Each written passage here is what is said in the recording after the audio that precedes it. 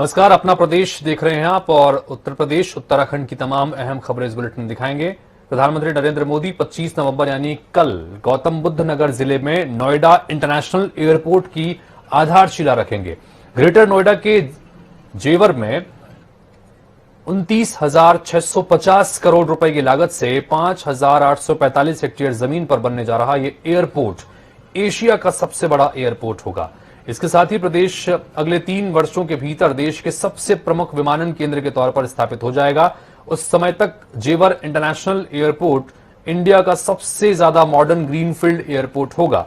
इसके अलावा उत्तर प्रदेश में उस वक्त तक 16 अन्य एयरपोर्ट भी परिचालन में होंगे। एक तरह से यह देश में हवाई मार्गों से सबसे ज्यादा कनेक्टेड रहने वाला राज्य हो जाएगा। पीएम नरेंद्र मोदी कल ग्रेटर नोएडा में जेवर इंटरनेशनल एयरपोर्ट की आधारशिला रखेंगे।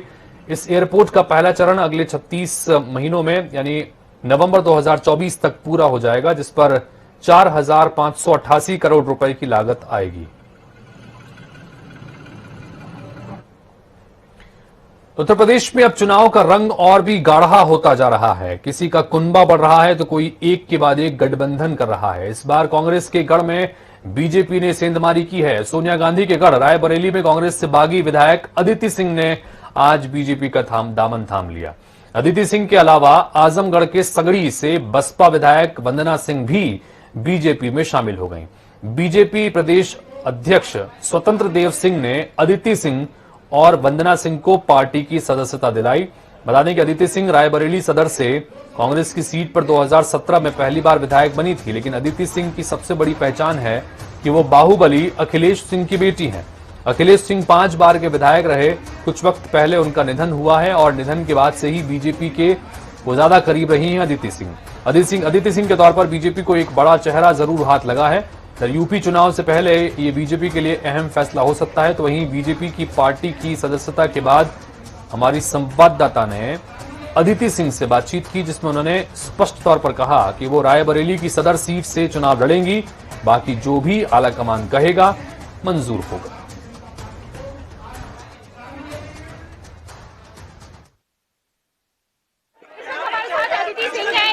अदिति जी, आज भाजपा को ज्वाइन करने का कारण क्या रहा, आखिर वजह क्या है? मैं आदरणीय प्रधानमंत्री जी, आदरणीय मुख्यमंत्री जी की कार्यशैली से बहुत खुश हूँ, बहुत संतुष्ट हूँ और उनके साथ उनकी टीम में काम करने का मुझे मौका मिल रहा है। इसके लिए मैं बहुत ही धन्यवाद देना चाहूंगी बीजेपी को, भारतीय जनता पार्टी को और उनके सारे नेताओं को कि उन्होंने मुझे। किस सीट से चुनाव लड़ेंगी? क्या सदर सीट से चुनाव लड़ेंगी या अन्य कोई सीट का मांग करेंगे? मैं तो सदर सीट की ही मांग करूंगी और बाकी पार्टी नेतृत्व, शीर्ष नेतृत्व का निर्णय होगा कि वो किस सीट से लड़ाएंगे या जो। महिलाओं को लेकर क्या सोच है आपका? कहा जा रहा है कि महिलाओं को लेकर अभी भी भाजपा की सरकार में महिलाएं असुरक्षित हैं। मुझे तो लगता है कि जितना मुझे इस सरकार में असुरक्षित महसूस होता है और जितना मेरे जानने वाले मुझे बताते हैं, सब लोग, जैसे खुद मैं कम उम्र की महिला हूँ, बहुत ज्यादा हम लोगों ने काम किया है। आदरणीय मुख्यमंत्री जी ने बहुत काम किया है महिला सुरक्षा को लेके और डेफिनेटली ये मेरे लिए एक प्राथमिकता रहेगी। कम से कम अपनी विधानसभा की मैं बात कर सकती हूँ। थैंक यू अदिति सिंह ने साफ तौर पे कहा कि देखिए, हम महिलाओं के जो असुरक्षित रहने की बात कही जा रही है, मैं उससे बहुत प्रभावित हुई हूँ और साथ ही बीजेपी से हम पूरी मांग करेंगे कि वो सदर सीट से हमें टिकट दें। कैमरामैन आशीष के साथ जय सिंह, जनता टीवी, लखनऊ। तो वहीं उत्तर प्रदेश के विधानसभा चुनाव के करीब आते ही नए समीकरण बनने बिगड़ने लगे हैं। आज आम आदमी पार्टी नेता और उत्तर प्रदेश प्रभारी संजय सिंह ने समाजवादी पार्टी मुखिया अखिलेश यादव से मुलाकात कर गठबंधन की चर्चाओं को हवा दी है। वहां अपना दल के एक समूह को अपने पाले में करने में समाजवादी पार्टी प्रमुख कामयाब हो गए हैं। आज सुबह आम आदमी पार्टी के नेता संजय सिंह ने अखिलेश यादव से जनेश्वर मिश्रा ट्रस्ट के कार्यालय में मुलाकात की। दोनों नेताओं में ये तीसरी मुलाकात है। दोनों नेताओं के बीच 1 घंटे तक बातचीत हुई। इस बारे में संजय सिंह ने कहा कि हमारा लक्ष्य बीजेपी के कुशासन को हटाना है और इसलिए हम साथ आने की कोशिश कर रहे हैं। उन्होंने कहा कि सपा से गठबंधन की दिशा में बातचीत शुरू हो चुकी है। सपा नेताओं का कहना है कि दोनों पार्टियों के बीच गठबंधन को लेकर अभी कुछ तय नहीं हुआ है, पर दिल्ली से सटी और बड़े शहरों की सीटों को लेकर जरूर चर्चा हुई है।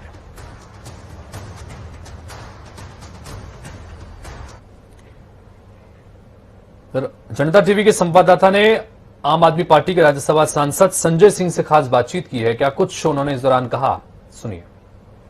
जयंत चौधरी के सपा में शामिल होने के बाद अब आम आदमी पार्टी का भी सपा से गठबंधन के कयास उत्तर प्रदेश के चुनाव में तेज हो गए हैं। इस पर खास बातचीत के लिए खुद संजय सिंह, आम आदमी पार्टी के यूपी प्रभारी, इस वक्त हमारे साथ मौजूद है। इस पे बातचीत करते हैं। संजय जी, आज आपका अखिलेश यादव से मुलाकात हुई और अचानक से सियासत में गलियारों में गर्मी तेज हो गई। आखिर क्या मुलाकात में बात हुई है? देखिए, उत्तर प्रदेश में कुशासन चल रहा है। भारतीय जनता पार्टी का आदित्यनाथ जी की तानाशाही का राज चल रहा है। इस राज को कैसे मिलकर हटाना है, इसको लेके एक आम सहमति हुई और एक ऐसा शासन जिसमें गरीब को उसका हक नहीं मिल रहा है, किसान को फसल का दाम नहीं मिल रहा है, लाठियां और आंसू गैस के गोले मिल रहे हैं, नौजवान को मुकदमे मिल रहे हैं, FIR हो रही है, उसको लाठियों से पीटा जा रहा है, नौकरी नहीं मिल रही है। कोरोना की महामारी में हमने देखा कि किस तरीके से नदी के घाट पे लाशें सड़ी हुई मिली। तो इस कुशासन को, इस राज को हटाना है। जहां पे प्रभात मिश्रा का फर्जी इनकाउंटर हो जाता है, इंद्रकांत त्रिपाठी व्यापारी की SSP हत्या करवा देता है, तो इसको लेके और क्या भविष्य में करने की जरूरत है, जैसे बिजली के सवाल पे, शिक्षा के सवाल पे, स्वास्थ्य के सवाल पे, इन मुद्दों को लेकर बात। आपने मुद्दों के लेकर तो बात की, लेकिन सवाल मेरा सीट को लेकर है। क्या आम आदमी पार्टी आज कोई बातचीत नहीं हुई है और जब सीट को लेके या गठबंधन को लेके कोई बातचीत होगी तो जरूर आपको जानकारी देंगे। तो अभी हम इंतजार करें कि अभी आम आदमी पार्टी कितने सीटों पर चुनाव लड़ेगी सपा से अगर गठबंधन करती है तो? अब वो उसका जब फैसला हो जाएगा तो जरूर आपको माना जा रहा है कि तमाम छोटे दल मिलकर अब भाजपा को चुनौती देने के मूड में आ गए हैं। हाँ, निश्चित रूप से भाजपा को हटाना सबकी प्राथमिकता है और इस समय जो हालात बीजेपी ने कर रखा है उत्तर प्रदेश की, उसके कारण से भी है। आपकी मुलाकात के बाद ही अखिलेश यादव ने एक ट्वीट किया है, कहा है कि किसान जो शहीद हुए हैं, हमारी सरकार आती है तो उनको 25 लाख रुपए देंगे। बहुत अच्छा, स्वागत योग्य फैसला है। किसानों ने अपनी शहादत इस आंदोलन में दी और दुर्भाग्य ये रहा कि सरकार ने उनकी पीड़ा, उनकी आवाज को नहीं सुना और अगर अखिलेश जी ने ये फैसला किया है तो बहुत अच्छी बात है। ये थे पार्टी के प्रभारी संजय सिंह ने साफ तौर पे कहा, देखिए तमाम मुद्दे जो इस समय उत्तर प्रदेश में गर्म है, उस पे तमाम मुद्दों पे हमने सार्थक बातचीत की है। और रही बात सीट बंटवारे की, तो आने वाले समय में कहीं ना कहीं हम सीट पे भी लेकर बातचीत करेंगे, जो होती है हम मीडिया को जरूर बताएंगे। कैमरामैन आमन के साथ में जय सिंह, जनता TV, लखनऊ। शिया वक्फ बोर्ड के पूर्व चेयरमैन वसीम रिजवी की मुश्किलें अब कम होने का नाम नहीं ले रही है। लखनऊ में वसीम रिजवी के खिलाफ FIR दर्ज की गई है। बता दें कि FIR उनकी विवादित किताब मोहम्मद को लेकर की गई है। चौक थाने में मौलाना कल्बे जब्बाद ने तहरीर दी है।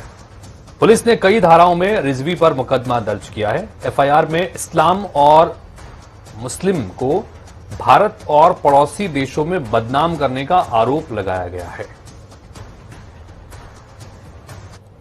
किताब मोहम्मद बहुत तेजी से पूरे हिंदुस्तान में फैल रही है। लोग उसको हमसे मंगवा रहे हैं और पढ़ रहे हैं। ये किताब आतंकवाद का खुलासा करती है, इस्लाम की बुनियाद किस तरह से पढ़ी और मोहम्मद का चरित्र क्या था उसका खुलासा करती है। बहुत से मैसेज हमारे पास आ रहे हैं उन मुसलमानों के जिन्होंने इंसानियत के नाते इस किताब को पढ़ा है और वो कह रहे हैं कि हमको इस्लाम में नहीं रहना है, हमको सनातन धर्म कबूल करना है और हमसे इस सिलसिले में राय मांग रहे हैं। मैं चैलेंज करता हूं असदुद्दीन ओवैसी जैसे कट्टरपंथी लोगों को कि अगर साफ दिल से हमारी किताब मोहम्मद को वो पढ़ ले तो अपनी दाढ़ियां कटवाकर वो भी इस्लाम धर्म से नफरत करने लगेंगे, क्योंकि इस्लाम जिस तरह से आतंकवाद का चेहरा पूरी दुनिया में बना हुआ है उसकी बुनियाद समझना बेहद जरूरी है। दारोगा भर्ती की ऑनलाइन परीक्षा में नकल कराने वाले गिरोह के 3 सदस्यों को STF ने गोरखपुर में गिरफ्तार किया है। गोरखपुर और महाराजगंज जिले के रहने वाले आरोपियों ने 15 लाख रुपए में परीक्षा पास कराने की गारंटी ली थी। कई परीक्षा केंद्रों के संचालकों ने से इनकी सांठगांठ थी। पूछताछ में नाम सामने आने के बाद संचालकों पर कार्रवाई की तैयारी चल रही है। बता दें कि रुपए देने वाले अभ्यर्थी को गिरोह के सदस्य अलग कमरे में बैठाकर प्रश्न पत्र हल कराते थे। STF के निरीक्षक ने आरोपियों के खिलाफ रामगढ़ ताल थाने में कूट रचित दस्तावेज तैयार कर जालसाजी करने का मुकदमा दर्ज कराया है।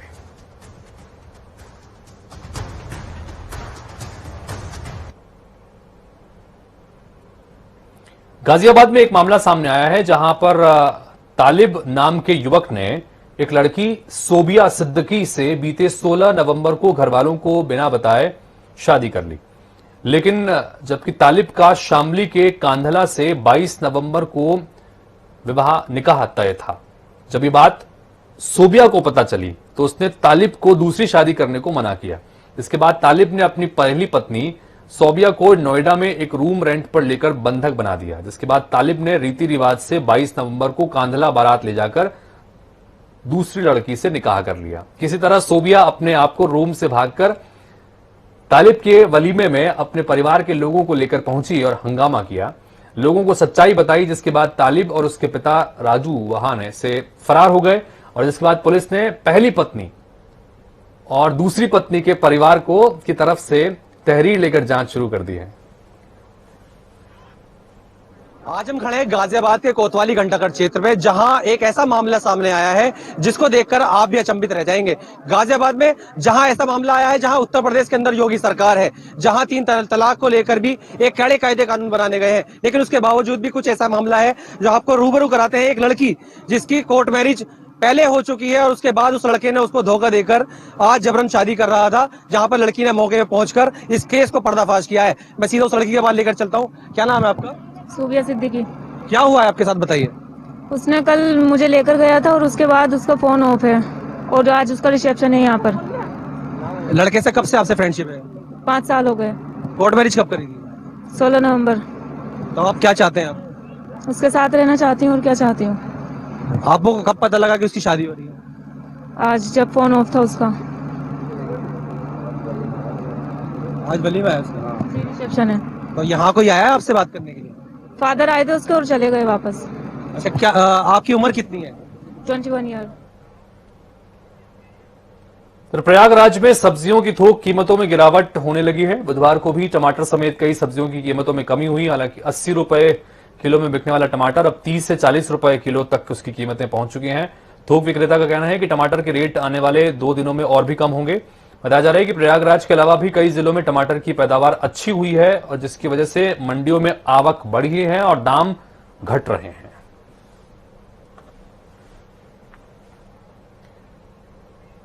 कांग्रेस के प्रदेश कार्यालय में आज स्क्रीनिंग कमेटी की बैठक हुई। स्क्रीनिंग कमेटी के अध्यक्ष अविनाश पांडे ने कहा कि स्क्रीनिंग कमेटी की पहली बैठक थी जिसमें राज्य के सभी सम्मानित नेताओं के साथ बैठक की गई, जिसमें चर्चा की गई कि किस तरह से राज्य में आगे बढ़ना है।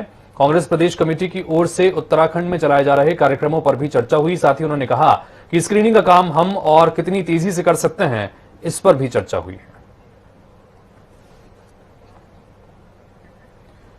तो इसी के साथ फिलहाल इस बुलेटिन में इतना है, लेकिन खबरें और अपडेट्स का सिलसिला आगे भी जनता टीवी पर लगातार जारी है। नमस्कार।